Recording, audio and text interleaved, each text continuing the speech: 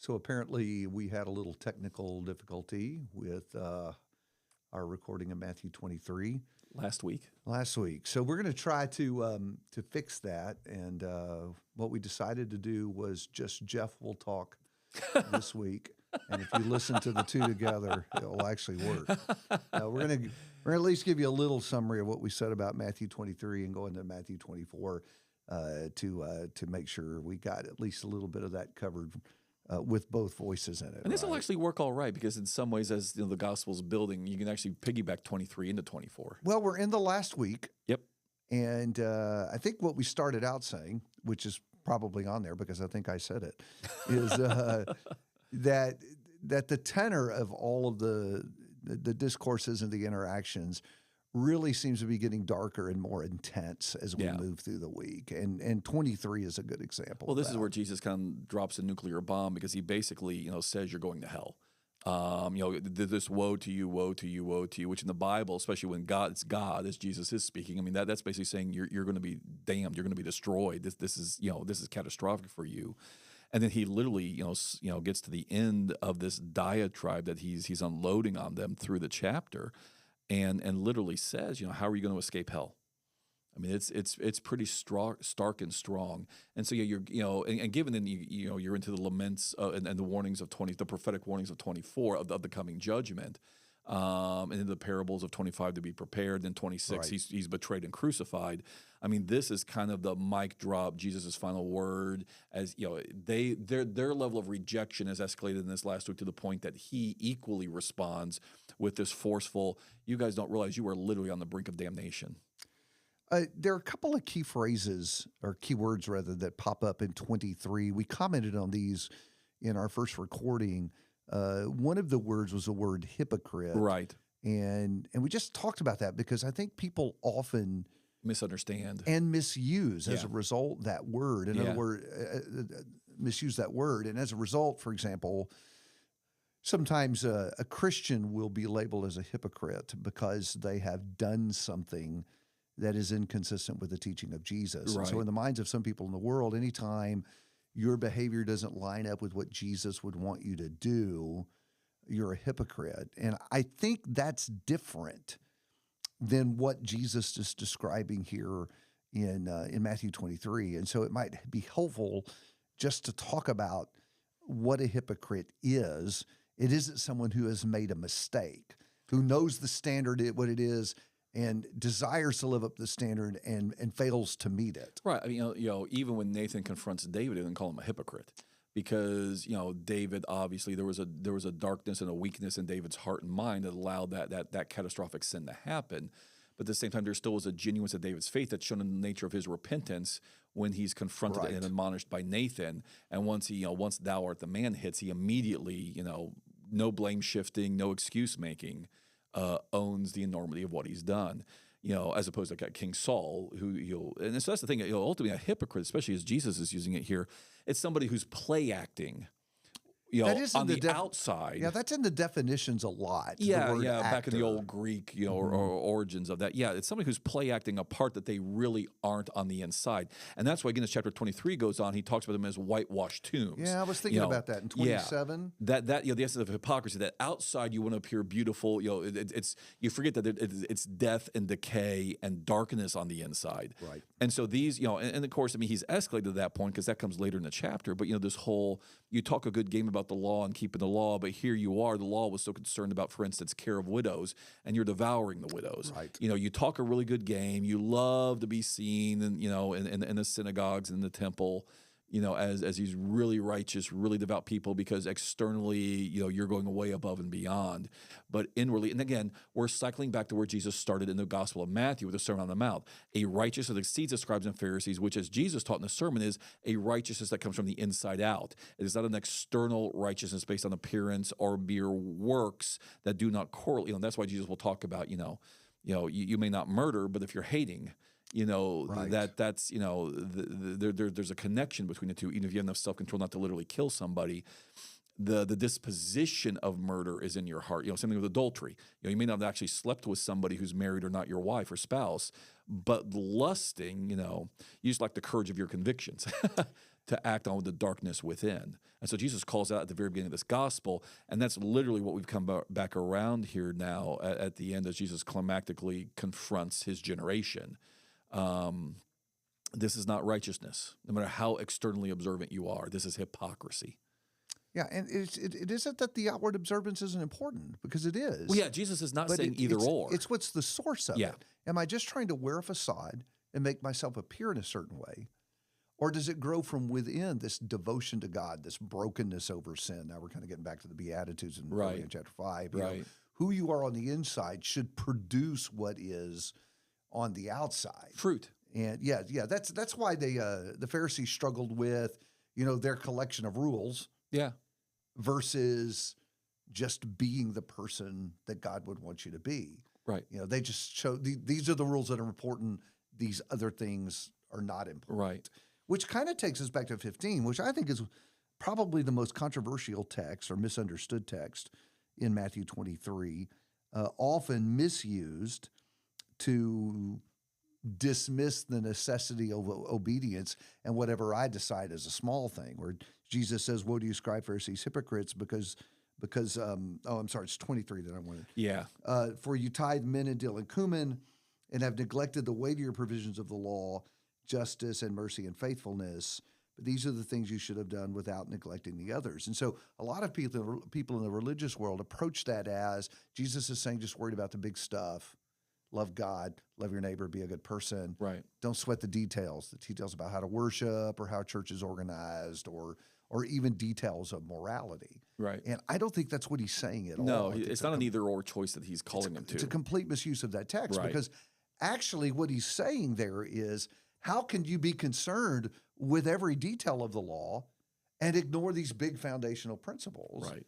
And then his contention is you ought to do both of those things. Well, and that's the thing, because I do think, and especially in the religious world today, and sometimes we need to be careful because we're swimming in the same, we hear a lot of this stuff and it all sounds good on the surface or whatnot. But not only is Jesus, kind of blowing up the whole it's an either or, you need both, is neither without the other works. In other words, you will never understand how to rightly keep the law without the values behind the law. But by the same token, the values themselves need limiting principles, and the law gives hard and clear lines of what the classic example today is like love and how love is misused, where love is about affirming and enabling people in their choices rather than love needs to be limited by the law of God. You don't really love somebody if you are tolerating their sin, enabling their sin, affirming their sin. And so there actually is a symbiotic relationship between the two. Neither of them works without the other. You need the concepts that help us understand what God is going for in these laws. Otherwise, we'll misapply them, misuse them, misdirect them. But by the same token, a lot of these virtues become, misshapen by worldly values without God's law to say, here are the limits. Here's what love is not, et cetera. That's interesting because, oddly enough, those who would dismiss what they think are the details and lay claim to and emphasize the things that they think are big deal and important, are in essence putting themselves in the seat of God and saying, I am the arbiter. Right. I get to decide what's a big deal and what isn't a big deal. And in essence are caving to the most fundamental of all human struggles, and that is, I want to have it my way. I want to do it my way. Yeah. I'm still really deciding for myself, which is the struggle. So he's pretty tough on the Pharisees all the way through this until you get to 37. Well, and that's where, and then we talked about last week, which, may or may not have made the recording, but that's the transition to chapter 24. Get the chapter breaks out of the way. As much as he has just read the Pharisees, the riot act, and literally said, you're on the brink of hell. At the end of the day, Jesus, God, I take no pleasure in the death of the wicked. It may be necessary per God's law and God's justice if there's impenitence and hard-heartedness, but I take no pleasure in the death of the wicked. And so here you see that in Jesus incarnate, God incarnate, then turning and mourning over Jerusalem because he knows what's about to happen in 26, 27, 28. He knows what he's about to prophesy in chapter 24, that this rejection of him is going to lead to absolute catastrophe. He came not to judge, but to save in this first coming. And unfortunately, human response, the Jews here, but collectively the human race ever since. We reject, we harden our hearts collectively, and catastrophe is the other side of that then. Yeah, by the way, what that demonstrates is that what he has just done is not an indication that he doesn't love them, but an indication that he does love them. You can do Yeah. both. You can give Yeah. someone a good, firm verbal smackdown, which he does here, Right. and at the same time turn around and say, I'm doing this because I love you, and I want Right. to see you come back to me, and I've tried everything else. And I think what's important for those of us who do have to have those conversations sometimes is realize just because somebody else tells you you're unloving, when you confront them about the wrongdoing, doesn't mean you actually are. We kind of get guilted or emotionally manipulated in that sometimes because we're good people. We're trying to be good people. And you remember, they don't see this as Jesus' love. They see this again as, all the more, now they're ready to kill him. And they will kill him. Just because others do not receive what is love, the real issue is not whether somebody sees what we're doing as loving. Does God see what we're doing as loving? Right. And so that's what you see here is, they don't by no means receive this. They don't, recognize Jesus' lament, that he is grieved over, what he's just said in 23, what he's going to say in 24. It breaks his heart to do so.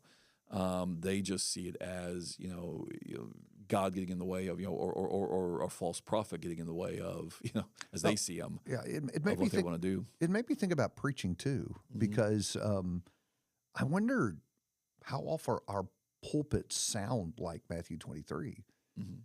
I mean, are we saying that there aren't people like this, and even sometimes our own hearts can have these dispositions that need Sure. to be called out Sure. and fervently rebuked, as the Lord does here? And I just wonder how many churches this kind of preaching would how many churches would put up with this kind of preaching. Right. And are we coming into a season where we're kind of like 2 Timothy 4? We want to come and have our ears tickled when really we need that good smackdown. Well, and the irony is the longer we go as human beings, the longer we go between hard but necessary rebukes, the more severe the rebuke is probably going to need to That's a be good when it point, comes. yeah. I mean, in other words, it's kind of like disciplining your children, right? If you deal with the issues as they come, those aren't fun conversations. When your child is mad at you or upset with you because you discipline them. But if you don't, by the time they're teenagers and you realize you've got a problem on your hands, the discipline is going to be that much more. Is going to need to be that much more caustic, difficult, challenging, harsh to undo what should have been being checked all along. So that's the irony is, if you're going to be saved, you're going to get it sooner or later. The question is, kind of like Paul to the Corinthians, you rather, how do you want me to come to you? Yeah, exactly. You want to listen now or you want to listen later? Well, let's jump into 24 since we're covering 2 chapters. Yeah. The lament leads to what are you talking about, Jesus?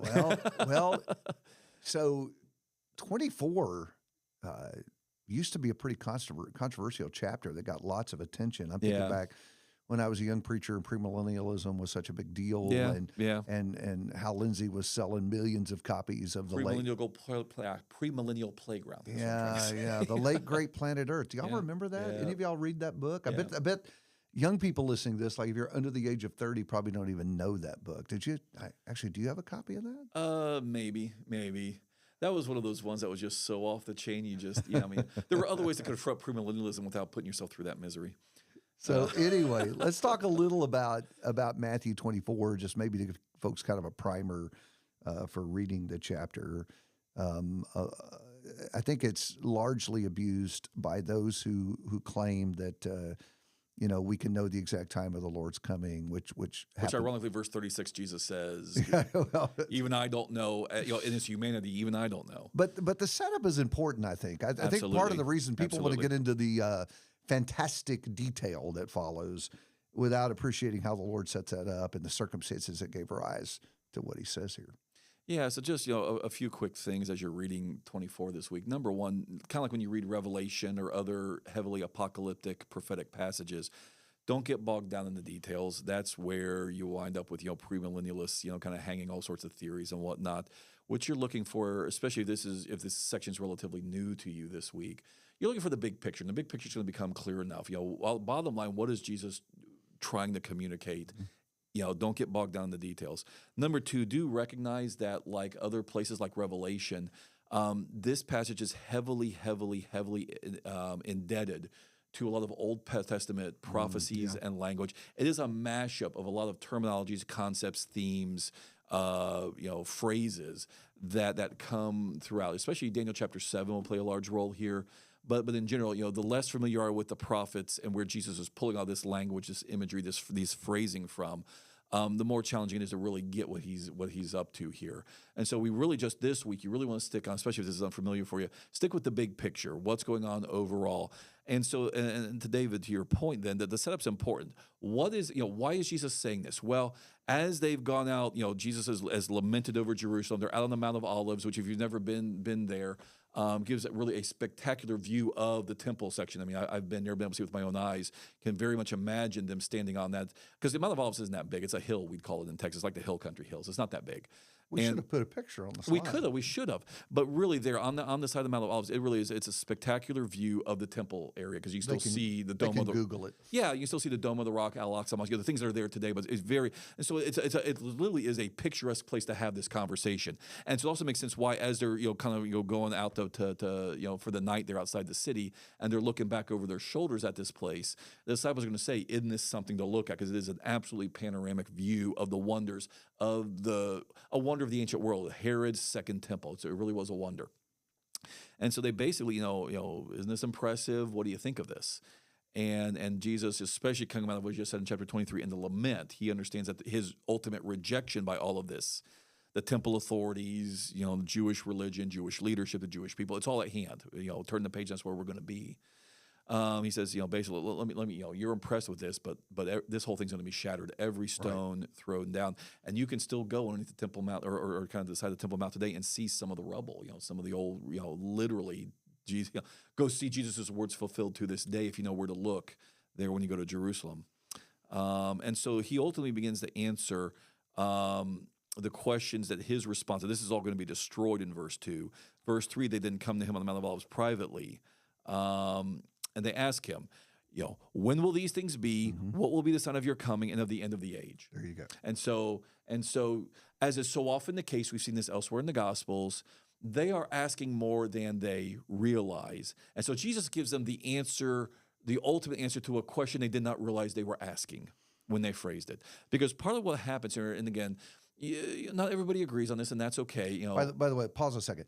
They actually think they're asking one question. Yeah, there's a sense in which, yes, because they cannot imagine the temple being destroyed. Yes, when that happens, it'll be the end. And the world not ending with it. Right. Again, just like they can't understand how Jesus can be a crucified Messiah. Right. This is before the resurrection. This is before the crucifixion. This is where the Holy Spirit comes upon them on the day of Pentecost. This is still them struggling within their framework of their limited understanding and misunderstanding of prophecy. They simply cannot imagine, just like they can't imagine the crucified Messiah. Peter rejects what Jesus says about that. They cannot imagine the temple could be destroyed and the world not end with it. That is just beyond their frame of reference at this point. And so again, they think that Jesus just said the destruction of the temple and the world ending.